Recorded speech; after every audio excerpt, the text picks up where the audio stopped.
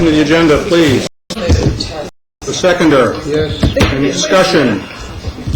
Hearing none, all those in favor? That's carried. We have the consent agenda. Motion to adopt as presented. Do we have a seconder? Second. Thank you, Trustee Coleman. Any discussion? All those in favor? And that's carried. I can report out that the board had in-camera meetings on July 29th, August 13th, September 8th, and this evening, and I am not rising to report on anything from those meetings. We have no presentation or delegation this evening. Education Committee, Janice, can you provide us with an update? The Education Committee, the first one of the year, will be held next month, Tuesday, October the 13th, at Brooklyn Elementary School from 6:30 to 8:30. And the agenda, once we get everything finalized, we will post on the website the Friday prior to, with invitation sent out to all our partner groups and the public the Friday prior to the Tuesday. Okay, thank you. Before moving to the superintendent's report, I'd like to ask the Secretary-Treasurer to introduce the newest member of the management team. Thank you, making Mr. her first appearance this evening at the board meeting. What is her title?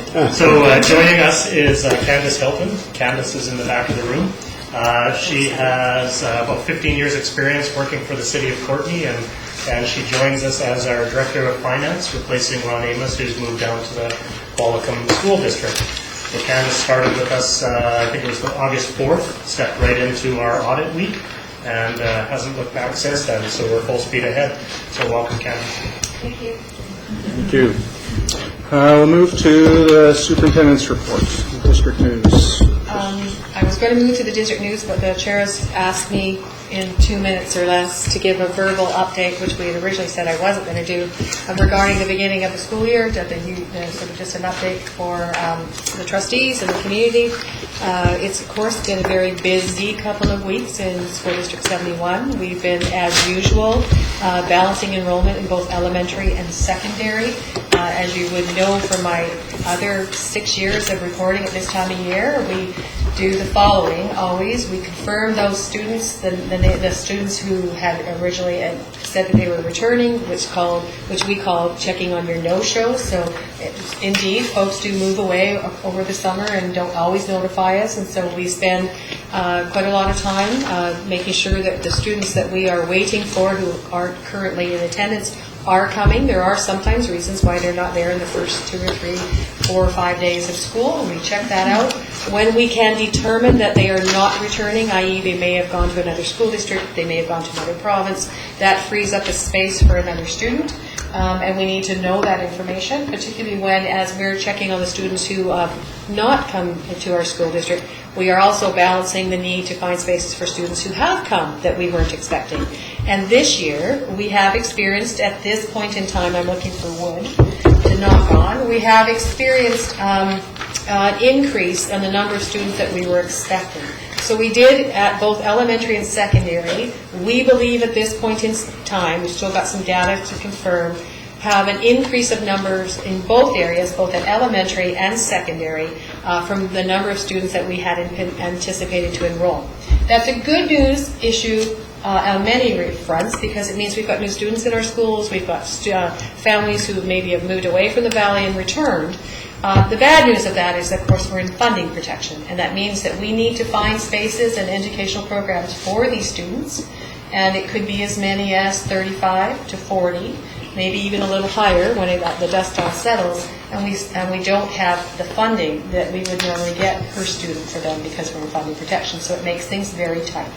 So we've been working at 2 pressure points. One was at Vanier, particularly at secondary, though both other high schools are pretty well at capacity.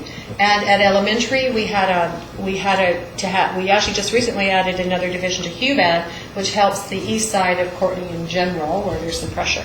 We're also looking right now at secondary, finding their final numbers, and we'll be adding a couple of blocks for sure at Vanier, and we're asking for some response from Eastveld and Highland as well. So that's where we are. In addition to that, you would understand that students who come new will often come with incomplete records. The records don't often follow the students ever or immediately, for sure. And so that will perhaps place some pressure on our Student Services Department, and they're working as fast as they can to make sure that all the students that are coming new to our districts have as much support as we can bring to bear, based on the fact that we planned for all of that in June. So Director Esther Schatz is working with her staff now, trying to identify the new students who've arrived since we first planned, and doing what we can to provide them with as much support as possible. That, of course, also impacts the new increase in students, impacts things like bus routes. And so we've had some bus route changes. We were looking to become more efficient in our bus routes, and there were, of course, we have students who are within the designated areas and walk limits who, when we have space, we call them courtesy riders. They have to wait a bit in the first week or two, and that often causes some concern for parents as we determine whether or not there are any extra spaces on the buses. If there are, they're welcome to fill those spaces. So that's caused a little bit of angst as we were as what we've discovered is that many of the students who have moved new to our school district are actually are students that we would be busing. So that's made it a little bit extra complicated to make sure that we've got seats for those students who are entitled through our policy to bus as non-courtesy riders, to make sure that there's spaces for them first. That's how we always do it.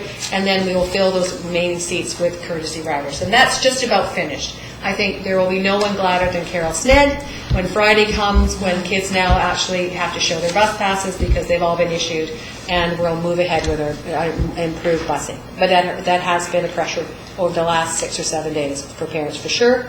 And it's a tough one because we've got parents who are waiting who did ride, their students rode as courtesy riders last year, and they may very well ride again as courtesy riders, but we just needed to make sure that those students who were entitled to ride were on those buses first. So that's a very quick overview. Lots of other things going on, and we're hoping that by Friday, well, we know by Friday that the bulk of that will settle because it has settled this week already. Thank you. Move on to District News. District News, in your package, I won't read it out loud to you because you can all read. I just wanted to just highlight two pieces. One about students, and that's the published authors. There was an article in the press, and we're grateful for that. And also there is a link on our own website that takes you to a larger story, a more complete story about these young women who were from GP Vanier, and they were winners of a secondary writing contest last spring. And when I say winners, like Vanier's well represented in that group. This was a provincial competition, and a number of applicants, and as you can see, they were successful.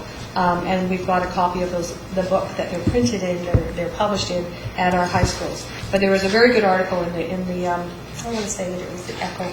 And I'd encourage you to read that. And finally, just an acknowledgement of staff for Jeff Stewart. Rightly so, Jeff was nominated by the Navigate Parent Advisory Committee, and he was selected to receive an alumni recognition from UBC, which is his school of graduation for his ed degree, and they're celebrating their centennial year, and they were looking for UBC alumni who were doing extraordinary things, and Jeff was recognized as an innovator in technology and education.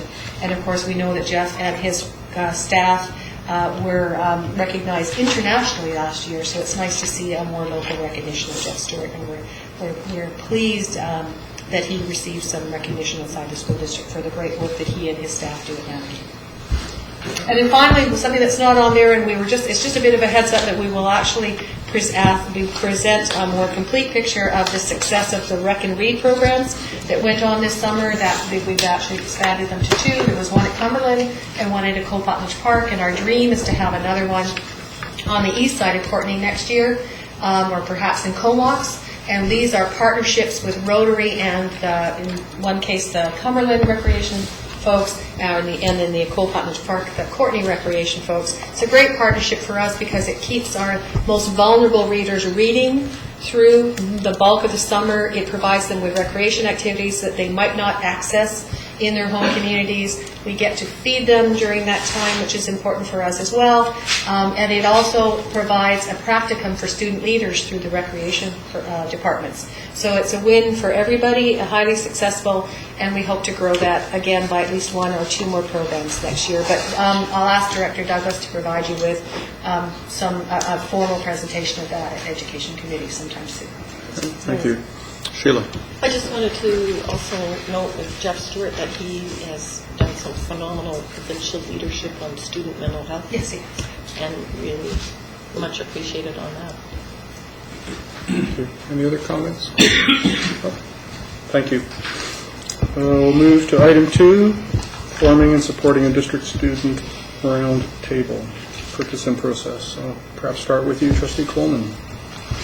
You remember we had this on the agenda back in June, and the board decided that they wanted a good deal more information, a more detailed proposal. So the assistant superintendent and I were able to get together during the summer and lay this out in a good deal more detail. The general context is that the board will remember that we have a goal this year of improving community engagement activities in the board generally, and so this is an attempt to broaden the base of the members of the community that we actually engage with. The hope is that the students will be able to give us some information that we will not get any other way.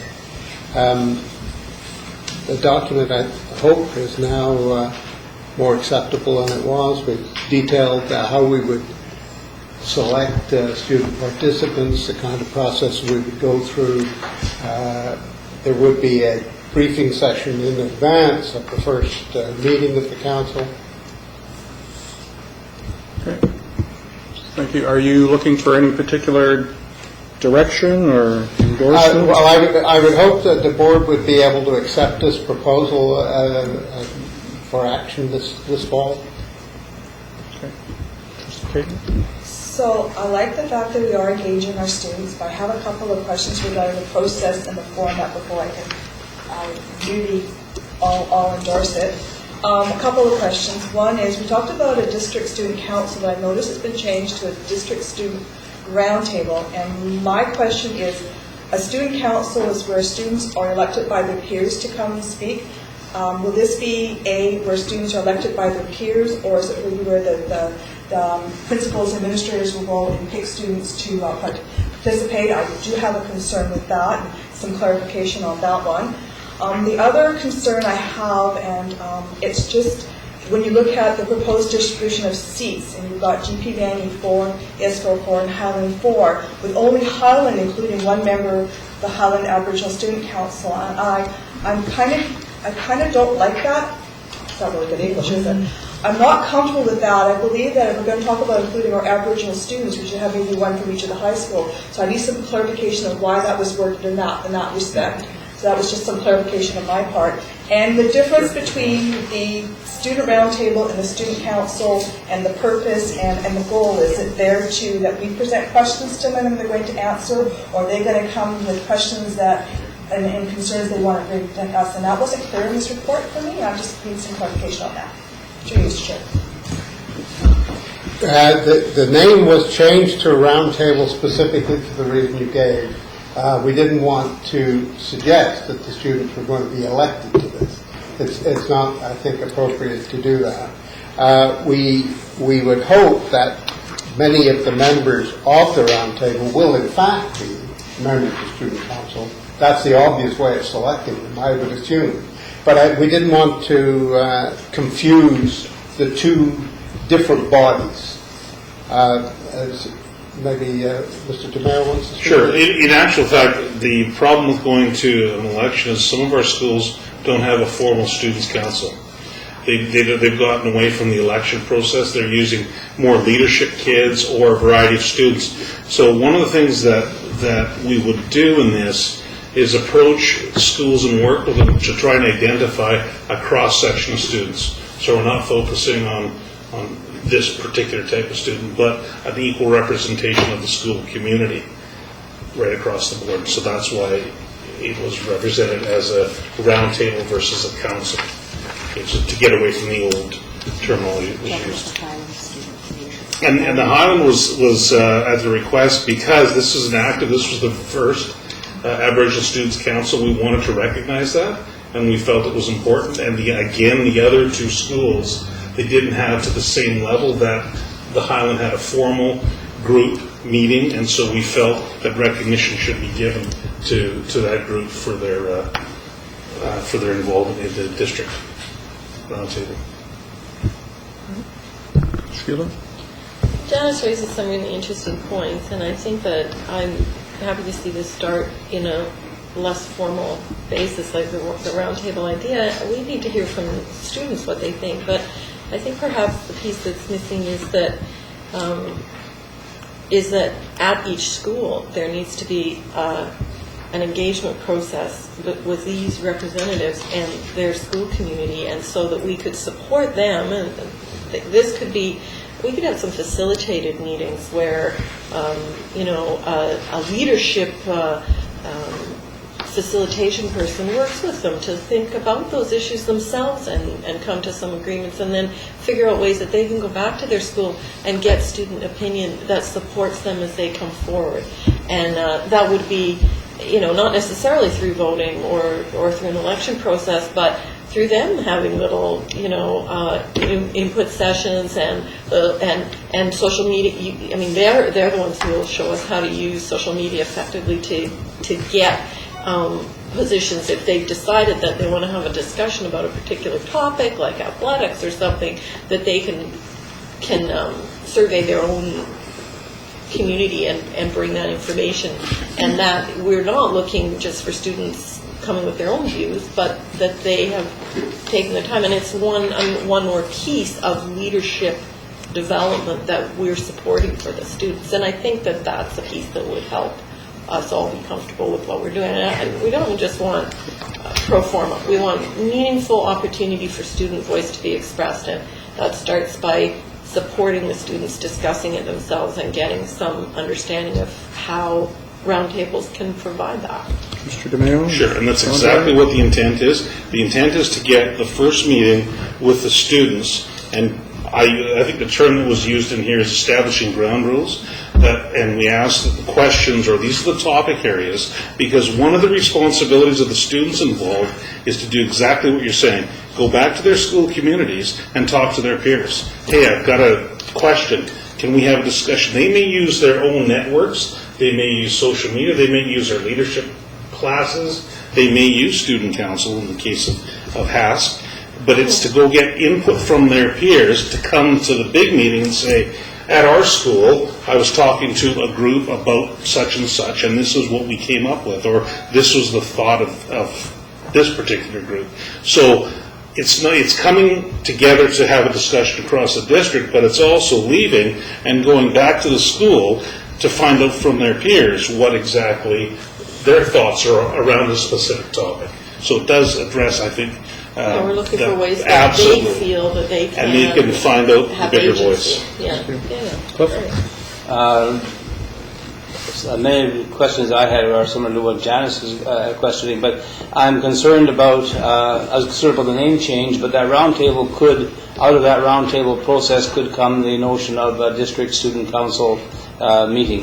The other question I raised in May or June when we first talked about this was once again, the elementary students are blocked out of it, and I think that's really a serious problem.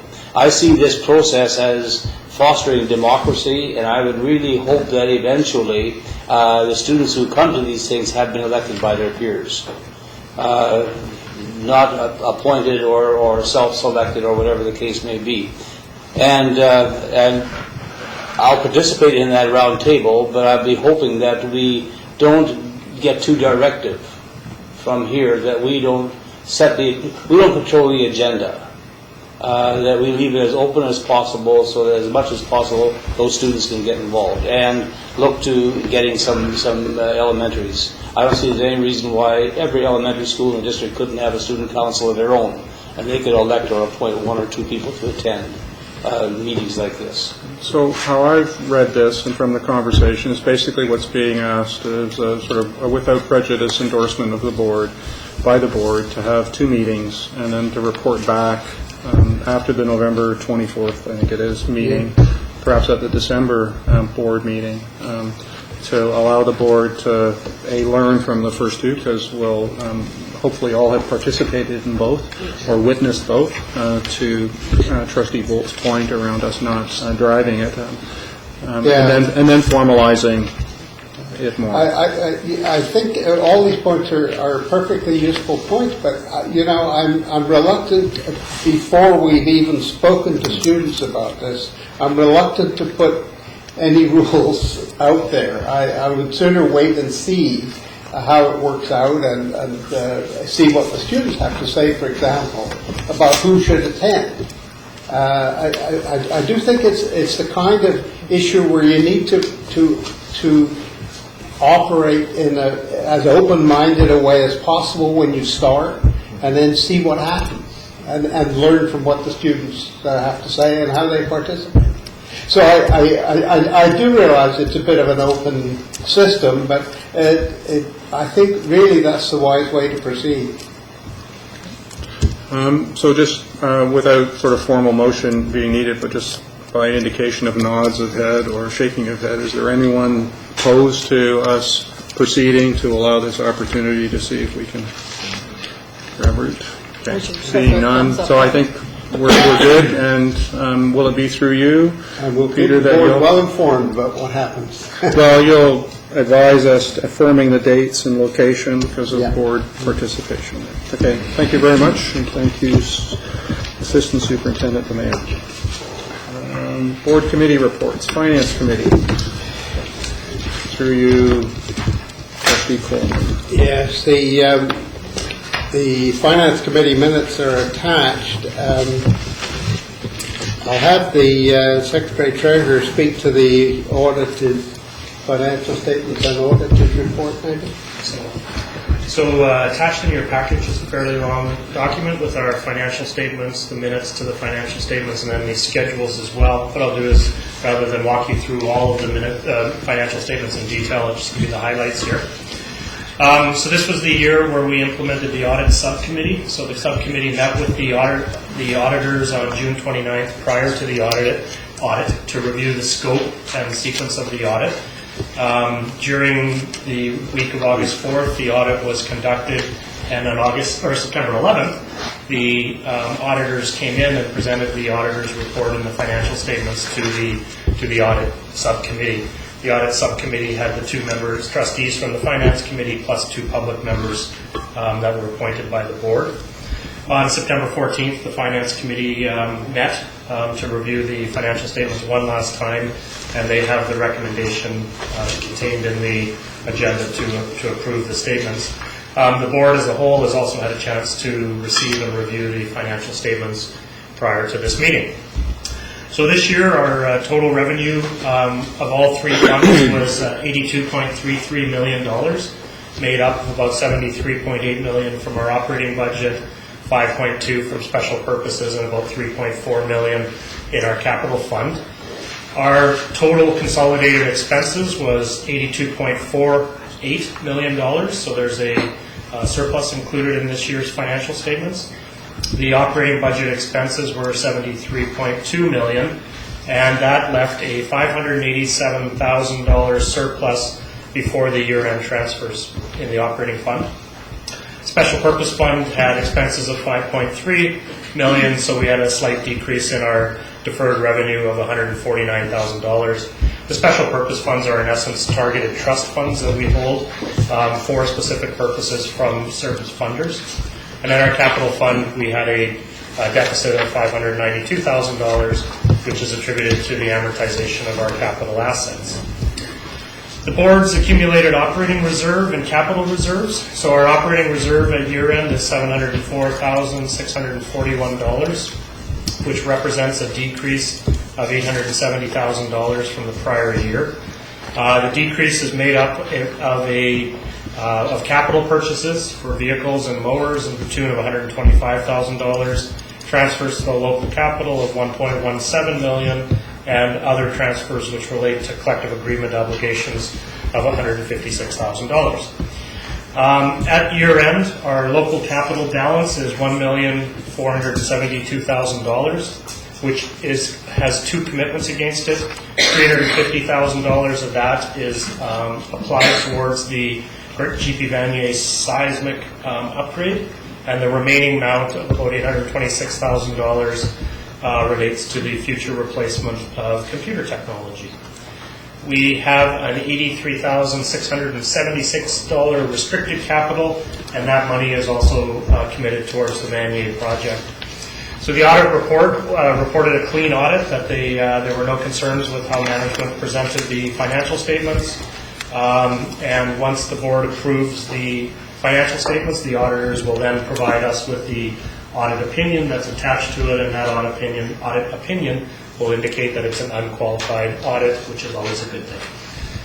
So that would be the review of or a summary review of the financial statements. They are fairly long and detailed. Okay. So we have the recommendation before you. Move recommendation. I'll second. Thank you. Discussion? Hearing none, all those in favor of the recommendation? Opposed? And that's carried. And you want to move receipt of the Finance Committee before we go further? Seconder? Thank you, Ian. All those in favor? And that carries. Audit Committee.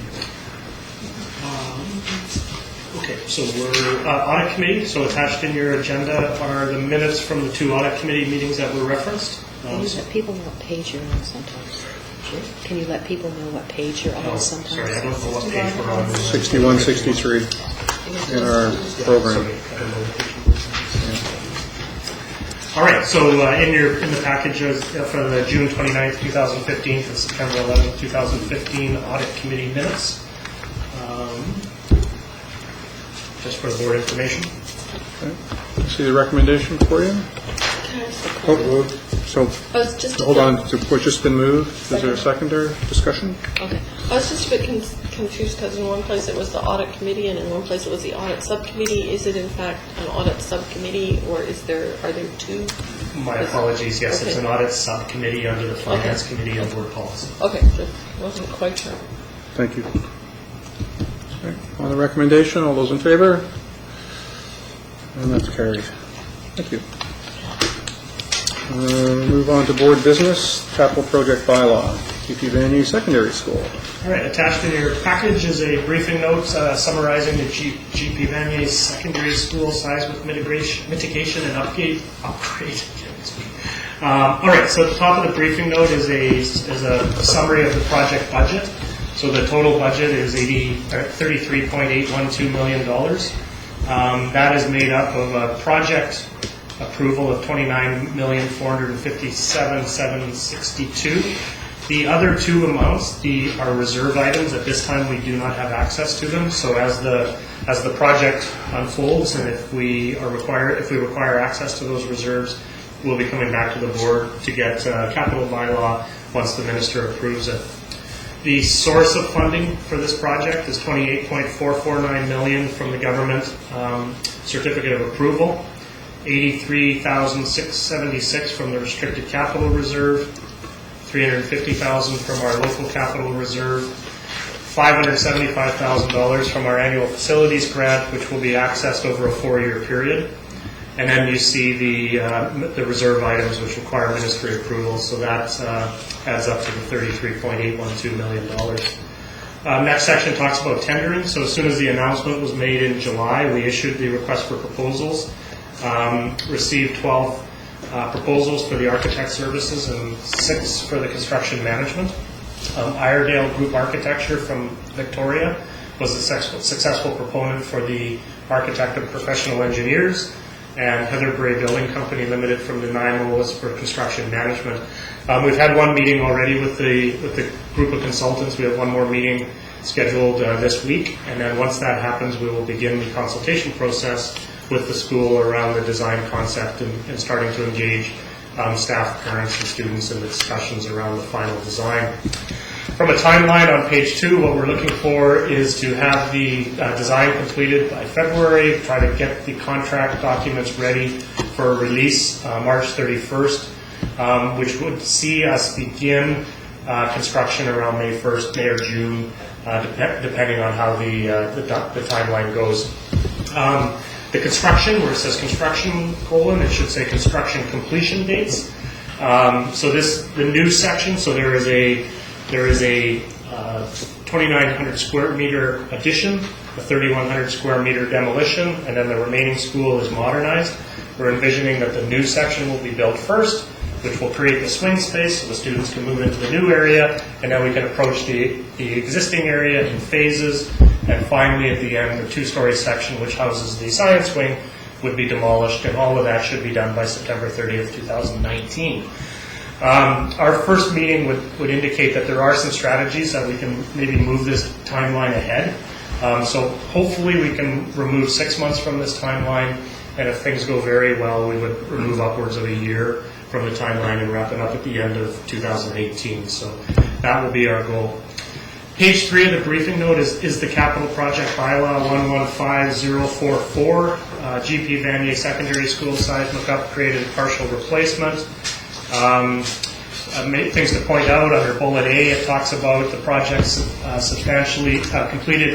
complete the project substantially in accordance with the project agreement. The project agreement is attached, and it is a very long and not so much of an exciting read, but it is in there attached to the bylaw, so the board had an opportunity to see what was being committed through the project agreement. The bylaw is in the amount of $28,449,086, and the bylaw would be cited as School District Number 71, Comox Valley, Capital Project Bylaw Number 115004. Mr. Chairman, that would lead us to the motions. So recommendations. I move that School District Number 71, Comox Valley Capital Project Bylaw 115044 in the amount of $28,449,086 receive its first reading. Seconder? Thank you. Discussion? It's about time. Brief discussion. All those in favor? And that's carried. I move that School District Number 71, Comox Valley Capital Project Bylaw 115044 in the amount of $28,449,086 receive its second reading. Seconder? Thank you. Discussion? Hearing none. All those in favor? And that carries. Third reading. I move that the board unanimously agree to suspend the requirements of the School Act and the board's procedural bylaw 2013 to have the third and final reading of the capital project bylaw 115044 at a subsequent meeting. That school district, all right. Just an amendment. Our procedural bylaw is 2015 now. So since this is a legal document, could we reread it with 2015, please? So again, from the top. From the top. Could you read it again with... Okay, that the board unanimously agree to suspend the requirements of the School Act and the board's procedural bylaw 2015 to have the third and final reading of the capital project bylaw 115044 at a subsequent meeting. A seconder? Thank you, Ian. Discussion? All those in favor? That's carried unanimously. Thank you. And third and final? That School District Number 71, Comox Valley Capital Project Bylaw 115044 in the amount of $28,449,086 receive its third and final reading. Thank you for the seconder, Trustee Coleman. All those in favor? And we're good. Thank you. Move on to the next item, the provincial exempt staff compensation freeze. So there's correspondence on page 89 and 92 that speak to that. It's put on for board information, just so that trustees are aware of the conversations that are taking place at the BCSTA level, as well as conversations between the president of the BCSTA and the Minister of Finance. Just a quick update. This will also be part of the conversation at the Provincial Council in October. Part of our issues format that we're having on the Saturday is will be part of that conversation. So I welcome any dialogue from trustees to bring forward that conversation. Okay, I think as trustees know, the BCSTA had the opportunity to make a presentation to the Select Standing Committee, and the text of that is available online. provided a good opportunity and probably the most appropriate and expedient venue to have a conversation about the challenges that districts all across the province are facing with respect to funding and other important issues. So certainly very appreciative of the BCSDA representing us extremely well through that process. School District 71 logo. Trustee Kate. See before you the briefing note, not very much, and recommendation. This is unfinished business. This is a motion that's sitting on at the board table we need to deal with. So the recommendation is that we work looking at the several options. We have a number of people on staff that are graphic artists. We have so there would be little or no cost. People are looking at cost. We have a lot of people on staff that could do this work for us. You know, they're part of the school system on staff. Anyway, so the recommendation is before you because it's basically unfinished business. I'm not going to say what could happen at the end, but it's just work that we need to continue. So I move the recommendation. Have a seconder to move. Thank you, Trustee Brown. Discussion? Please. One of the suggestions I would like to make is that we throw this open to the students of School District 71 and talk to them about what a logo is and what it means, and have the students, those who want to make a presentation or do some kind of a design and present that, and maybe have 4 or 5 art teachers from around the district to shortlist X number of students, and then we pick what we think is the best idea for a logo. That would involve the students. It would make the letterhead and the logo much more interesting and be more broaden the base of ownership. And what we could do is give to the kid whose logo design is approved, give them a bursary for X number of dollars for some post-secondary education. That was actually part of the conversation that we're going to have, so we were looking at all those ideas, but thank you very much for pointing that out. Any other comments or questions? I have a question, and that is the motion, I think, unintentionally sort of restricts that it's senior management work with yourself, Janice, in the development of. Will that be open to include other trustee input and conversation? And partners, so students. So we won't change the motion, but as long as it's understood that it's not a closed process. Thank you. Okay, so on the motion, all those in favor? And that's carried. Thank you. The Summer Works Project, briefing notes on page 94 in your program. Through you? Through me, through the Director of Operations. Okay, we had a busy summer, got lots of work done, and I think we had a couple of, neat projects that really bear pointing out, and one is in Cumberland. The campus has been a work in progress for certainly more than a year. We did really the final tweaks that integrated, having a PA where they can speak from the office into all the buildings, a new phone system. I think the most important one was a centralized library.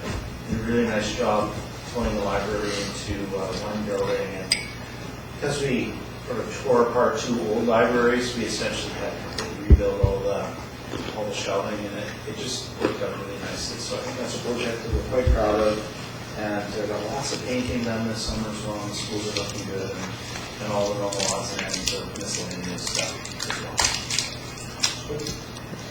Thank you. Janice? So I'm glad the briefing note was brought onto the public agenda, because in the past we sort of just acknowledged it, but I think as a board, as a trustee, I'd like to recognize the hard work that our district staff do in preparing September for that first day of school for our students. It's stressful enough for those 5 and 6-year-olds and the grade 12s heading off to school, but going to clean classrooms, friendly buildings, smiling faces, and a really nice, happy place to work and to learn is really wonderful. And thank you, Ian, to you and your staff and to teachers also for getting our schools ready for our students. Sheila?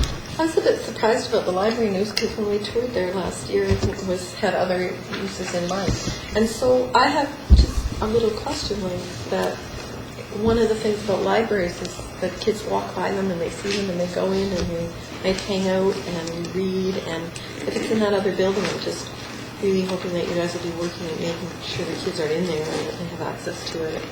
And, you know, that's an issue that could be a loss. So I'm sure you will, but that just seemed like for a person who used to hang out in the library until we got kicked out. It was it's a big thing. Thank you.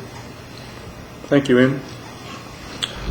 Move to item 5, school trustee reports. Trustee Bolt. I'd like to move that the regular public meeting agenda of each Board of Education meeting include an item titled School Trustee Reports. I'll second it for discussion. Thank you. So do you want to lead off? I've seen this in other school boards when they meet, that each of the trustees gives a 2 or 3 minute summary of what they have been doing since the last board meeting. Have they gone to PAC meetings? Have they gone to agency meetings? That sort of thing.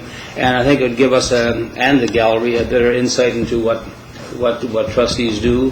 We don't just come to a meeting like this twice a month, and it would be informative to the rest of us about what we're doing. It's a bit of an accountability thing as well. Okay, Janice and then Sheila. So I like the idea of school trustee reports, but I'm wondering, and I prefer it in the written. I like to have it on the record, and I also like it written ahead of time so there's no surprises. And I'm wondering, are we looking at, when we talk about school trustee report, you don't hear verbal or written. And I'm wondering if a written one would be more acceptable, being that there's no surprises, gives a chance actually to read about it. And when you do verbal, you walk away. Sometimes you don't really remember because there's so much going on there. So I'm wondering if it would be an amendment or re-amendment that I would prefer discussion of possibly a written report. I know the other boards actually have written reports as part of the trustee reports, so I'm wondering if that be something that the board would consider as maybe an amendment or just throwing it out there. But I like the written report better than verbal. As the mover of the motion, I would be opposed to just a written report. We may want to give an oral report and a written report going both of them. That'd be at least a 1-pager is all we would be looking at. But it's not an either or for me. It's both. Sheila. I support this, and I support Cliff in terms of keeping it open, that it depends on the event that we went to. In the past, when I've gone to civic governance or something, I've reported on that and done it in writing. So because there's more detail, people have an opportunity to really look at it, and I might highlight something. I'd be happy to report on the Ministry of Education's literacy roundtable consultation that I just attended and have been invited to, and there was some really interesting discussions with the partner groups. So things like that would be shorter and happened yesterday, so I'd probably just do it on a ad hoc basis. What I also, it ties in with something I've been thinking about, is that our agenda currently was developed a few years ago, and I believe that on our agenda we did, we had to do a bylaw amendment probably to put in this agenda, and it has all those sections about governance and generative dialogue, and it was an interesting initiative, but we don't do it. And so I think that the opportunity to amend our agenda to include a note where there's an opportunity for trustees to speak, although if they don't have anything to say, they don't need to, that we also take the time and ask the Secretary Treasurer to come up and our Chair to develop an agenda format that takes out some of that irrelevant wording at this point. So kill 2 birds. I guess my concern about this is that we have all of us busy dance cards, and that we could take a lot of time talking about meetings we've attended and topics of the meetings and so on. And in effect, that would hijack the written agenda unless due notice is given. If the report is written out in advance and circulated with the agenda, then we know what's coming. Otherwise, we don't. And I can foresee discussions arising that are spur of the moment, and I'm very uncomfortable with spur of the moment stuff.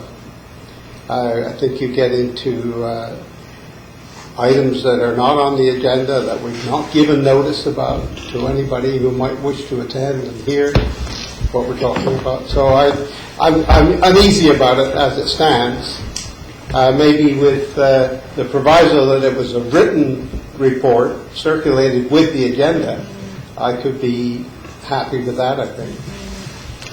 Just before I go back to you, Cliff, Vicki, or Ian? Yeah, I would appreciate that they be written as well, so we can all see ahead of time. That'd be great. Cliff? I don't envisage any of this generating any action items. It's where I've seen this with other local governments. It's just a 2 or 3 minute summary. I was here, I was there, I did this, I did that, and I just don't see the concern that Trustee Coleman is raising ever coming to the fore. So, if I may, in the summer, and coincidentally to this, the board, the provincial board chair distribution list that I'm part of had a very active discussion about this very piece, and Cliff is quite right. There are some boards that have a segment where they do this, and there are the majority of boards who do not. And it was fascinating to hear from the do's and the do-nots. The do's was very much like has been discussed this evening, which is an opportunity for last minute just showing here participated something. The do-nots were because they all had really, really bad experiences where those 2 minutes were used for something other than I attended a meeting. It becomes a platform. So I think that gives one pause, because we're all individual, independent thinkers, and it presupposes a certain amount of faith that things won't go off the rails. And as board chair, I would rather not spend a lot of energy trying to manage everybody's 2 minute slot or whatever it ends up being. And that was a risk. I do think currently trustees have all the opportunity in the world to identify something that they wish to talk about for information or otherwise. It needs to be into the agenda setting in time, and there are opportunities if there are emerging things that a trustee feels is imperative that should be shared at that particular evening, that additions can be asked to be made to the agenda for that. So there are mechanisms that are in place. The other thing is the motion in and of itself speaks to an intent, but we would need to move to change to our procedural bylaws, and that's a separate process that I think you touched on, Sheila, around potentially revisiting structure that or how it's currently formatted. So maybe Cliff. So if we're looking at before we vote on that, what we're voting on is a report, but there would be a written report submitted by the trustee as well as an oral report at the meeting. And if the wheels come off the wagon, your job is to put them back on again. Thank you. So, Sheila. I think just for like I've put substantial written reports in and then spoken into the agenda ahead of time and then spoken to them and asked the board to give consideration to particular items that I felt we needed to consider as a group. But for your information, I think what Cliff's talking about, you might just check out a Courtenay City Council meeting and see what types of things they would do. So each of the trustees might say, I attended the rec commission on your behalf and this was the topic, and that's purely informational about the work that we might be doing as trustees in other capacities. And it really appears to be understood and limited to that sharing of, I am a representative of the board on behalf, or I am a participant in another community agency, and it is considering this issue that's of relevance to our work, and it's pretty manageable. So and that might help you understand what the intent or what this role might play. Just a procedural issue. If the motion passes as it is, item titled School Trustee Reports, it'd have to go to the bylaw to have it amended, correct? And during that process, when we talk about whether it be written or verbal, we need to decide that now, whether it be written or verbal or both. Yeah. Yeah, I don't think we need to decide that at this So second. we pass the school trustee reports. We're not saying verbal or written, we're saying we're going to do it. And then we'll have the discussion further down the road how we would like to do it. Well, we'd have to do some work between now and the next meeting to come back with a recommendation and a prototype that satisfies the wishes of the board as well as the procedural bylaw changes. Yeah. So I'm going to say, let's just call the question, vote on it, and then we will go to the next step and determine if it passes, how to proceed it. Any additional conversations? Okay, so all those in favor of the motion as presented? Opposed? Okay, that carries. Thank you. So we will connect. Can you explain to me what you're talking about in terms of a bylaw? This doesn't start at the next meeting then? No. So the board, there's a board procedural bylaw that dictates the format and how we do our work. So this needs to be folded into that process.